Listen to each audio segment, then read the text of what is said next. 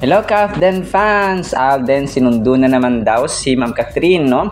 At siya kumain sa isang sikat na restaurant. At saka ibang items natin mga kasembreros ay naglabas ulit ng panibagong teaser or shoot mga kasembreros sa kanyang ARXV. Si Alden, isang fan, grabe ang reaction, parang ginahasa. Sorry po sa term, pero ito po kasi yung sinasabi dito ng mga ano, kasi grabe yung tili niya mga kasembreros, no? Gaya po ng inyong napakinggan. Tapos si Ma'am Catherine, spotted na naman siya, no? Nag-gym ulit. Yan at marami pa. And then si Daniel Padilla daw ay nakitang nangungulila kay Ma'am Catherine mga kasembreros. So yan at marami pang items, no? Kung kaya stay and relax lang po kayo mga kasembreros. So unahin ko ito. 6 hours ago, Daniel natagpuan nangungulila kay Catherine kasi nag-post dito si Daniel Padilla mga kasembreros sa kanyang Instagram account. Hindi po ako nag-i-stalk sa Instagram ni Daniel Padilla, no? Nag-post lang dito ang New Gen Trends sa kanilang Facebook page mga kasembreros. Sabi dito 9 hours ago, Daniel natagpuan nangungulila kay Catherine, no? Tapos sunflower, tapos naka-chuckle na emoji. Alam na namin meaning ng ganyang post mo, DJ. Di mo kailangan sabihin. Tapos yung parang crying emoji mga kasembreros. Kasi ang post ni DJ sa kanyang Instagram account ay pusa, no? Na kulay black mga kasembreros. And alam naman natin na yung pusa ay si Ma'am Catherine, no? Kasi cat nga mga kasembreros. Tapos yun na-feel agad ng mga Kathniel holics, parang ganun ba yun? Kathniel fans, yung nararamdaman ni Sir Daniel Padilla mga kasembreros na yun nga, no? Nangungulila daw siya kay Ma'am Catherine. Siguro after ng party or Christmas party ay talagang na-realize niya naman every time na makikita niya si Ma'am Catherine siguro. Pero alam ko naka-move on na rin siya. And meron siyang Kayla Estrada na ngayon. So kung kaya ay hayaan na natin siya kung saan sila masaya, no, mga kasembreros and mga Cathnatics. So napansin lang ito ng New Gen Trends mga kasembreros, no, na yung post ni Sir Daniel Padilla ay pusa, no, kasi di ba cat as in Catherine mga kasembreros. So pusa na parang itim siya or parang white na something like that. Tapos picture ni Ma'am Catherine na yung naka-brown nga siya sa Christmas party ng ABS-CBN mga kasembreros. And then ito na nga yung panibagong shoot or panibagong post ni Sir Alden sa kanyang Facebook page. Yung shoot niya or photo shoot at saka behind the scenes doon sa kanyang ARXV mga kasembreros na gagawin niya bukas. No, we're so excited para bukas. Alam kong babahaan na naman ito ng babahan na naman ito ng mga posts mga kasembreros sa TikTok at saka sa Facebook bukas dito kay Sir Alden sa kanyang gagawin. So dito parang nag-shoot siya sa iba't ibang bahagi ng kanyang myriad and then so on sa labas. So yung narinig nyo na tumitili na fan mga kasembreros ay parang ito yun, parang part pa dito ng kanyang shoot mga kasembreros. So dito ay parang invite siya, no, parang bukas mga kasembreros sa kanyang ultimate fan meet mga kasembreros. So talagang aabangan natin ito. And then ito, so hindi pa pala tapos si Ma'am Catherine sa kanyang pasabog, sabi dito. Tapos ito kasi ay parang inayusan siya, no, parang compilation, parang short compilation ng kanyang damit mga kasembreros na kung saan ay inaayusan nga siya, no, tapos nagpo-post siya mga kasembreros. Pero alam ko ito yung nasa nila, no, yung sa tao dito, yung sa ABS-CBN Christmas party mga kasembreros na magkasama nga sila ni Julia Montes sa production number. So tapos yun, Sobrang kulit na ni attorney dito, no? Sa kanyang outfit, mga kasambreros. Naka-purple, parang maroon purple, mga kasambreros, no? Yung kulay nito ni attorney, mga kasambreros. So, sobrang kulit lang ni attorney. And then ito, so i-discuss na natin yung isang fan na sobrang tili, mga kasambreros, na sa kotse siya, tapos buksan. Tapos grabe yung kanilang tili, mga kasambreros. Tapos sobrang kulit ng tapos si Sir Alden ay parang napalingon ng konti, sobrang lakas ng hiyaw ni ate. So yung comment section, binabaha ng sobrang kakulitan ng mga comment, mga kasambreros. Sabi dito ng isa, Paulo Dos, sabi niya, grabe naman si ating parang ginagahasan. Tapos may dalawang crying emojis, no? Crying on the floor. Tapos ang dami nag-reply dun sa kanya, no? So, kung kaya na-mention ko yun, sorry po sa term, mga kasambreros. Yun kasi yung ginamit na term dito, mga kasambreros. Sabi mo ng isang nag-comment dito, buksan mo manay! Sabi nito, alam mo bakit naman parang binabayorch si ate? Kasi di ba narinig nyo, yung sigaw ni ate ay sobrang legit talaga na tao dito na humihiyaw siya, mga kasambreros. So parang tao dito, parang hino-hold up siya na parang binubugbog, mga kasambreros. Tapos may mga nag-comment pa dito, no? Matangkad siya, sabi ni Aravel Bardahe. Sabi niya, sobra anti. Parang pang-Amerikano yung tangkad niya.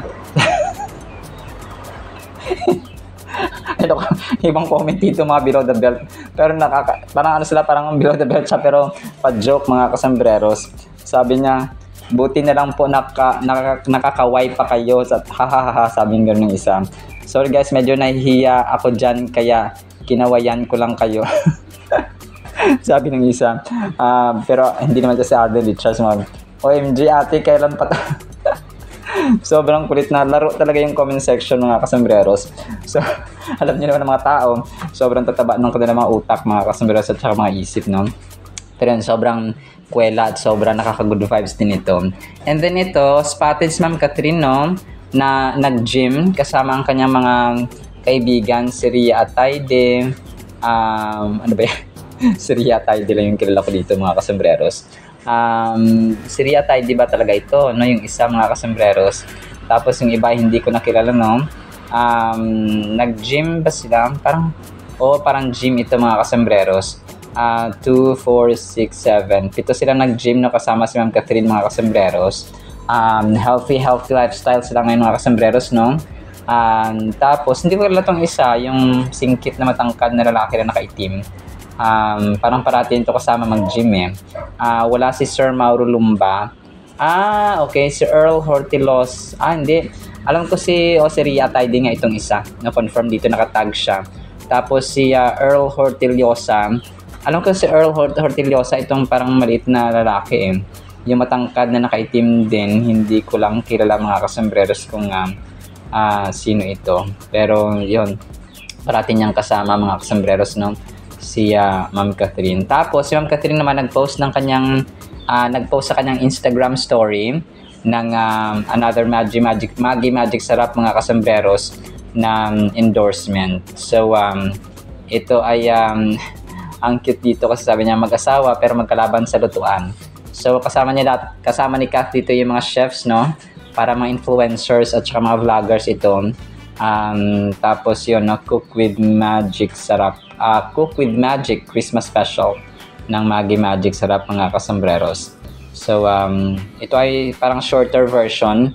Gumawa sila ng spaghetti, fried chicken, at saka iba pa, mga kasambreros. So parang ito ay shorter version ng na-flash na natin nung nakaraan, mga kasambreros. And then ito, next item natin, Kathniel Humaniters. 3 hours ago, Joshua Garcia and Catherine Bernardo lang talaga nakikita ko makakapagbigay hustisya sa mga karakter. Kung makuha ng ABS-CBN ang rights ng Queen of Tears at gawa ng Philippine adaptation. So, Joshua Garcia, pero mas maganda kapag Joshlia na lang, no? Yung gagawa ng Queen of Tears, or kung hindi man Kath din. Tapos, marami naman magaling, no? Siguro not to bitter naman sa ibang mga magaling na aktor sa ABS-CBN. Si of course, maliban kay Piolo Pascual kasi Hall of Famer na siya. Si Donnie Pangilinan, parang hindi pa siya sumabak sa mga malalim na mga aktingan talaga kasi mga serye-serye lang ginagawa ni Donnie. Si Seth Fedelin, pwede rin mga kasambreros, no? Si Daniel Padilla, magaling naman siya, no? Ayaw ko maging bitter din kay Daniel Padilla. Sa aktingan, magaling din naman si DJ, mga kasambreros. So, pwera dun sa mga cheating issue niya, bilang aktor, ay magaling din naman si DJ, mga kasambreros. Marami yung mga din si JK Labajo, pero yung mga nasasalang lang kasi talaga sa mga movies ay piling-pili lang ngayon, mga kasambreros, no? Sina Enchong D, no? Magaling din yung mga sa mga pelikula, no? Sina Elijah Canlas. Hindi ko alam kung si Elijah Canlas ay sa ABS-CBN or sa TV5, pero yun, madami naman magaling, pero yung mga leading man material yon talagang si Joshua Garcia, Seth Fedelin, pwede ring Franceth, no, ang gagawa ng mga kasusang Queen of Tears. Pero tayo ay Kath din lang talaga, no, ang gusto natin, mga kasambreros. And then ito, natutuwa ako dito sa may post ni Queen of Floor. Sabi niya, ilang percent na siguro sila ngayon? Sabi niya, no, di ba si attorney 87%, si client, si Alden ay 100% na. So ngayon kaya ilang percent na ang dalawang ito? Ilang percent lang dalawang ito? Kasi si Alden talagang 100% na siya, naka-close, mga kasambreros, kaya attorney, no, talagang todo bigay. Si attorney lang talaga ang inaantay ni client na kung ilang percent na ba yung kanilang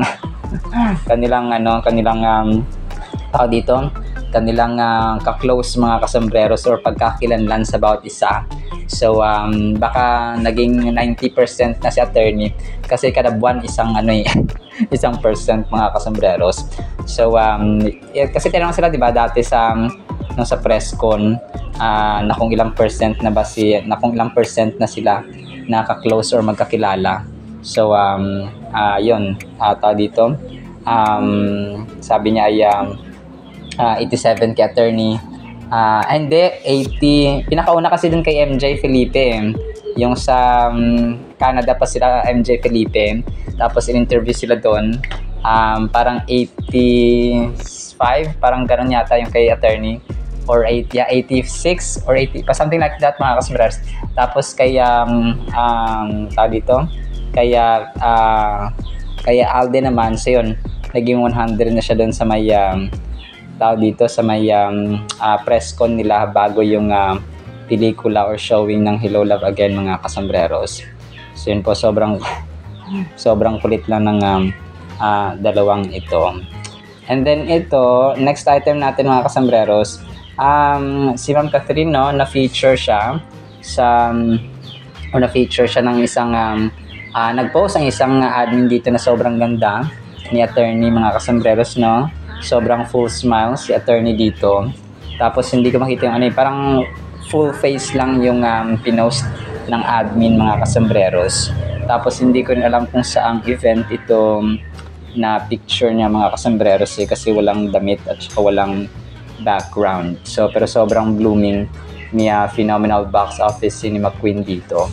So walang kapor-por, walang kasira-sira ang ngipin, at saka parang walang kapintasan.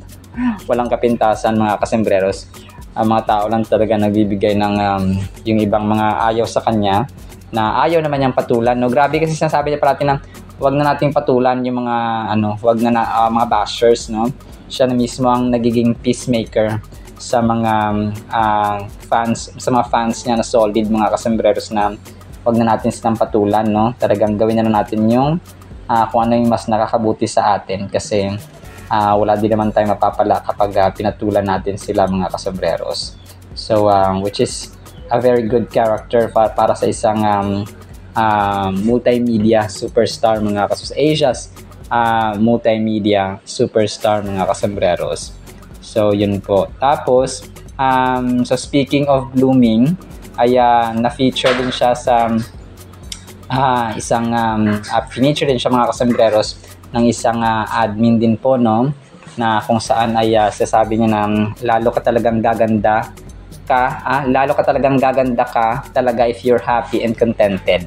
Tapos si Girly Shin Osni mga kasus, so 3 hours ago, ito ay pinost niya mga kasus, tapos may picture ni Ma'am Catherine na naka-blue siya, tapos yung isa ay sobrang ganda ni Phenomenal Box Office Cinema Queen, tapos may dalawang heart na naka-smile, tapos may isang heart mga kasambreros. Tapos ang ano nito, touching nito mga kasambreros, kasi si Sir Alden po ay parang tinulungan ng St. John Colleges. Yung kanilang 75th anniversary sa February 12 naman ito, no?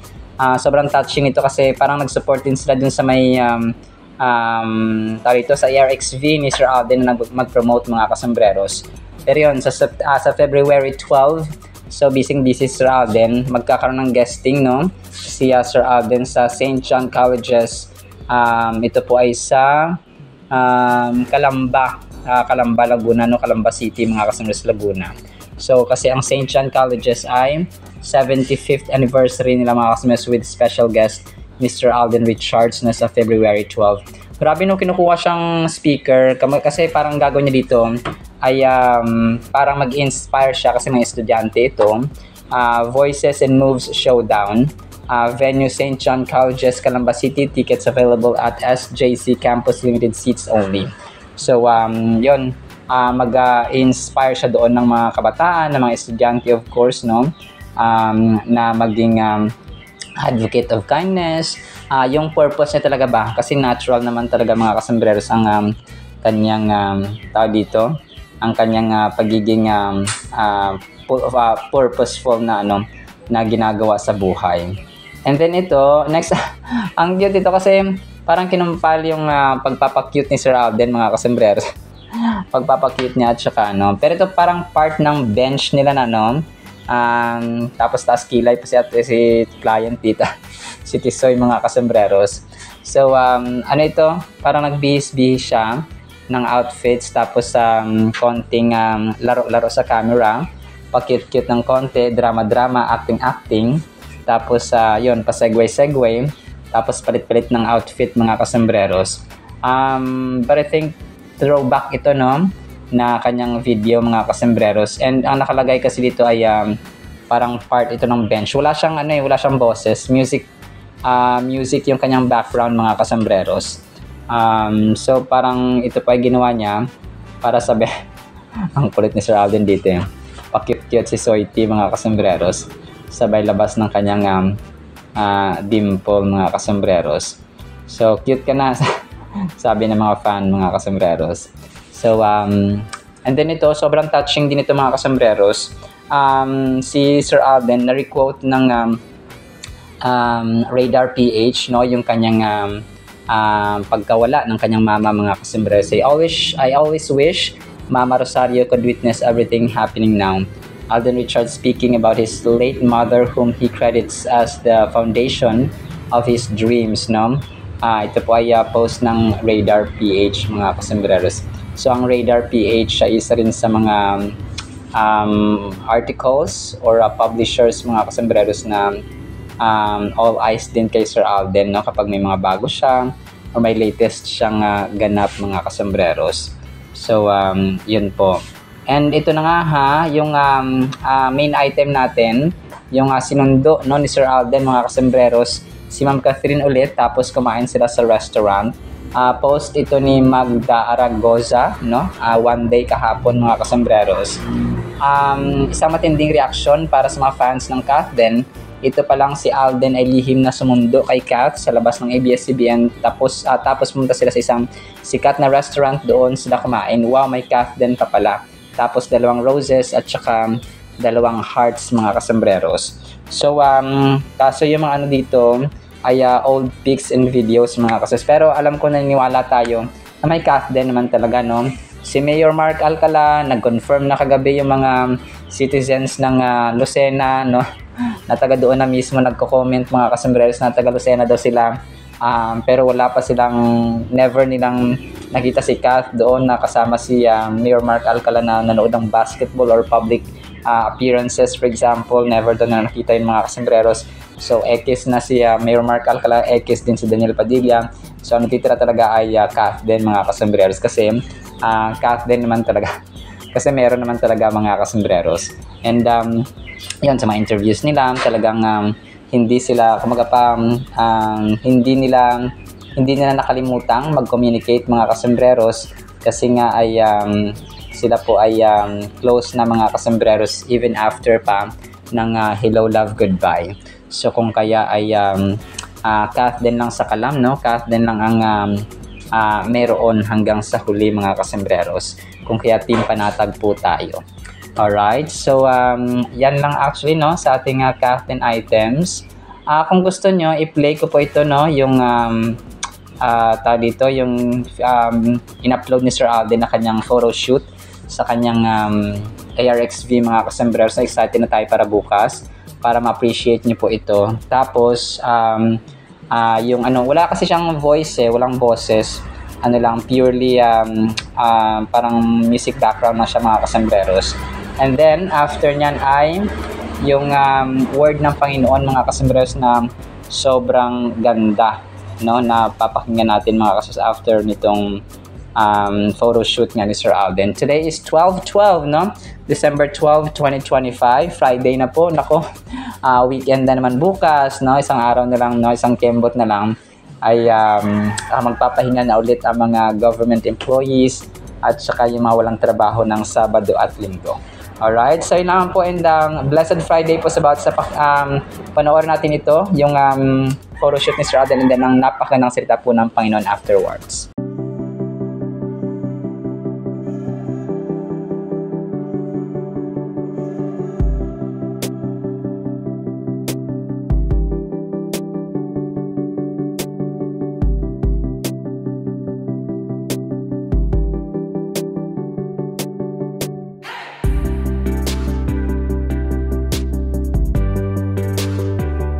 Para po sa ating Word of God is sobrang the best nito mga kasombreros. Ang title natin ay Pinagmumulan ng Buhay, 1 John chapter 5 verse 12.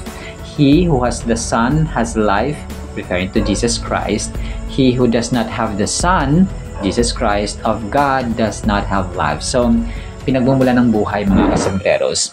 Imagine natin ang mundong ito kapag walang oxygen, kapag walang carbon dioxide, kapag walang araw, kapag walang mga puno, kapag walang basta wala yung sustenance, wala yung dito yung force, yung control, yung command, yung power ng Panginoon ni Lord Jesus Christ mga kasombreros, na pag hindi niya inutusan ng hangin na umihip, wala nang malalanghapang tao, masusuffocate, mamamatay. Kapag wala ng araw, hindi niya inutusan ng araw na sa ganitong oras.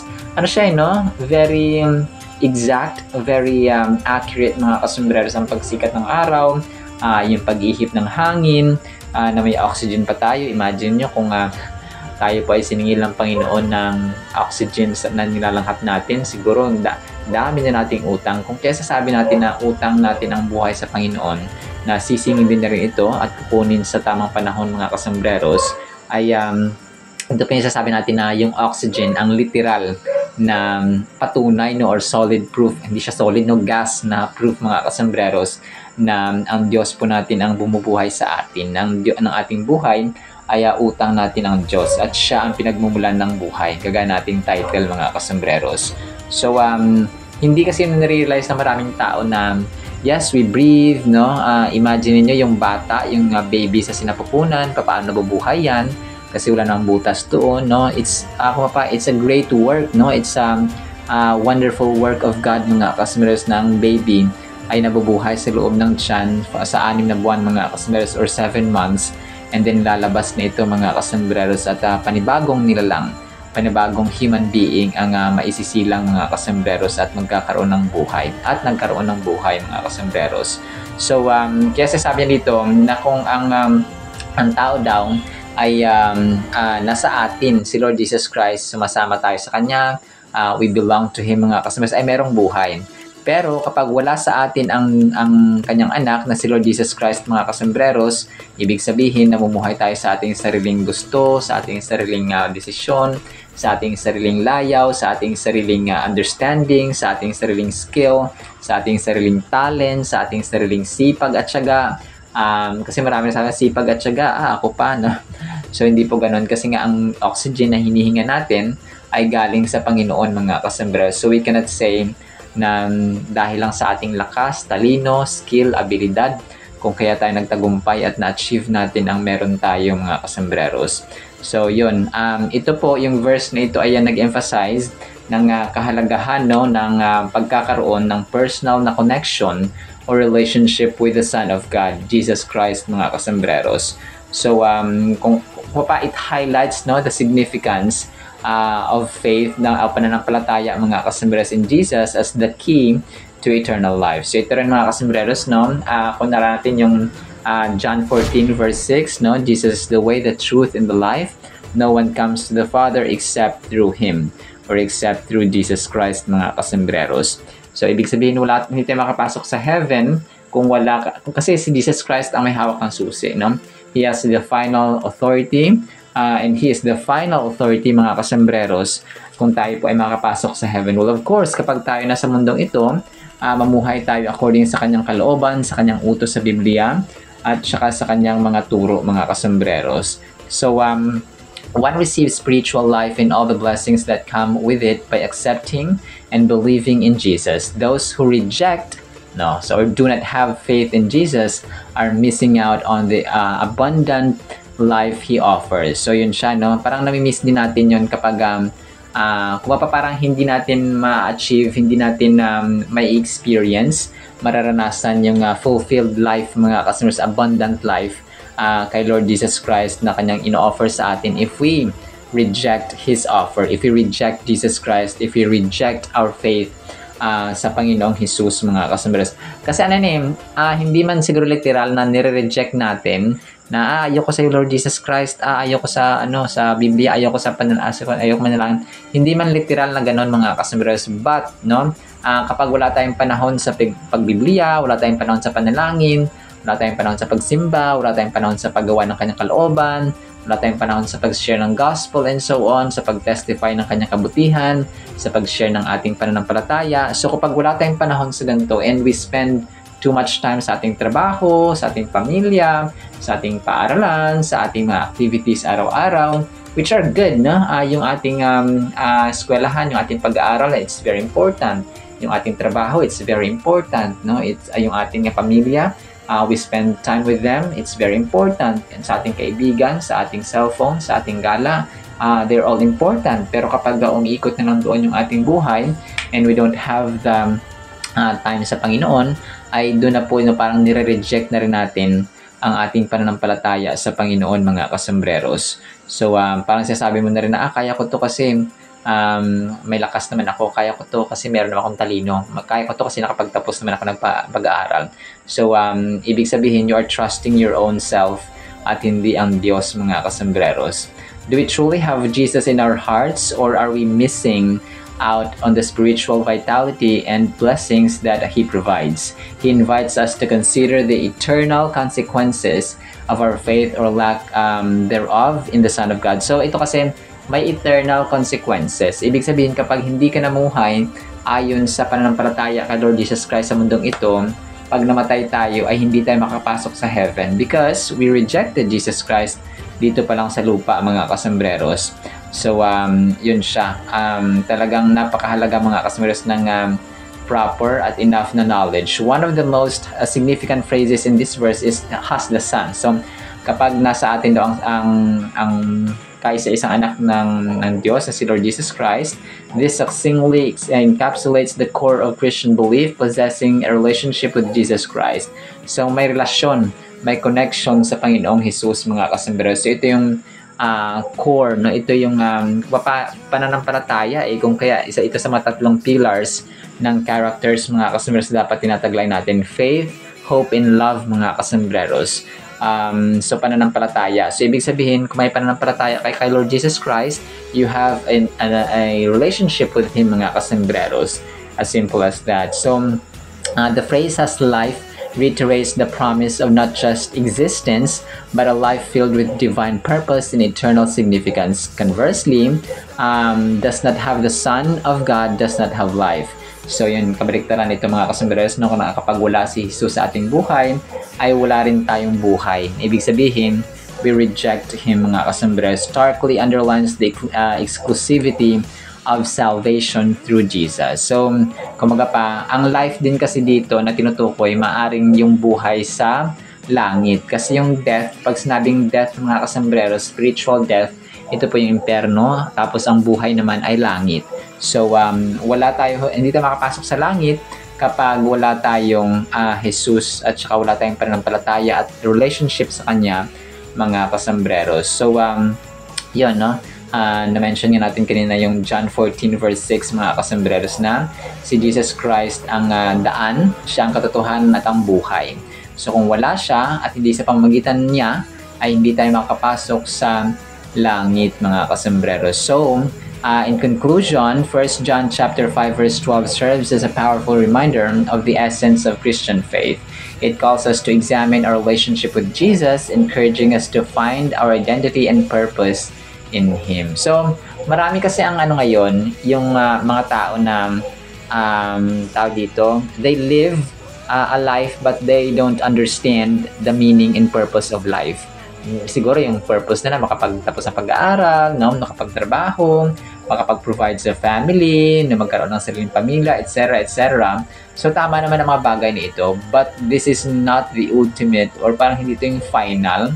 Hindi ito yung pinaka-purpose. Yung pinaka-purpose talaga natin ay, love the Lord your God with all your heart, mind, soul, and strength, and love your neighbor, or love our fellow people as we love ourselves. So, ibig sabihin, yung commandment number 1, magre-require siya ng oras, panahon sa Biblia, no, sa panalangin, sa paggawa ng sa paggawa ng kalooban ng Panginoon na nakalagay sa Biblia.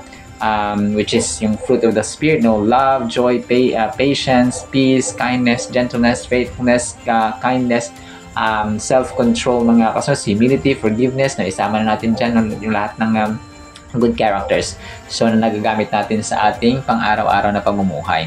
So, ganun po siya dapat nag-work, mga kasombrers. Hindi lamang, yes, may trabaho ako, yes, meron akong pinagkukuhanan ng budget, ng pera, ng income, but more than that, no, merong pinapagawa ang Panginoon. Kumaga pa, hindi lamang tayo nabubuhay ng mababaw. So we have a deep, no, at saka malalim, at saka more meaningful na reason or meaning ng existence. Alright, sinabi sa ng Word of God, nawa po ipagpalaan po tayo ng pag-ibig, pananampalataya, pag-asa, and then yung ating pamumuhay na merong pinagmumulan ng buhay, mga kasombrers, and that is the Lord Jesus Christ, the Son of the living God. In the mighty name of Jesus we pray. Amen and amen. See you sa next segment, mga kasombrers, and paalam po. I love you all.